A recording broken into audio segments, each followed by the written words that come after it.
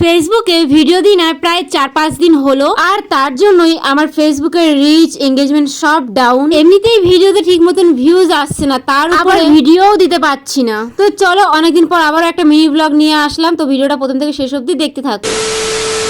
Hello viewers, আমার নাম সোনালি, আমি থাকি পানাগড়ে। তোমরা এতদিনে জেনেই গেছো যারা যারা আমার ডেইলি ব্লগ দেখছো বা দেখেছো। যাই হোক, গত 4-5 দিন হয়ে গেল আমি তোমাদের সাথে কোনো ভিডিওই শেয়ার করিনি, কারণ না আমার পরিস্থিতি ভালো ছিল আর না আমি একদমই সময়ই পাচ্ছিলাম। কিন্তু আমি সবকিছুরই ভিডিও করেছি যতটুকু পেরেছি, শুধু ভয়েসই দিতে পারছিলাম না। আর এই কদিন আমাদের বাড়ির পরিস্থিতি যা ছিল কি বলবো তোমাদেরকে, না কারোর খাওয়া, না ঘুম, না কোনো কিছু। শরীরও এত খারাপ ছিল সবার, প্রত্যেকটা মানুষের। এত টেনশন করছিলাম সবাই যে কি হবে না হবে বুঝতেই পারছিলাম না। আর সব থেকে বেশি টেনশন করছিল আমার বাবা, কারণ সেই মানুষটা না রাতে ঠিক মতন ঘুমাতে পারছে আর না খেতে। আর এত দৌড়াদৌড়ি করতে করতে আমার বাবারও অনেক শরীর খারাপ হয়ে গেছিল, ঠান্ডা, জ্বর, মাথা ব্যথা, পেটে ব্যথা, মানে একদম যা তা অবস্থা। সিচুয়েশন এত খারাপ ছিল আমাদের বাড়ির, কি বলবো সত্যি। আর এই ভিডিওগুলো কবেকার তোমরা জানো, প্রায় 4-5 দিনের উপরে হয়ে গেছে এই ভিডিওগুলো এখন আমি তোমাদের সাথে শেয়ার করছি। যাই হোক,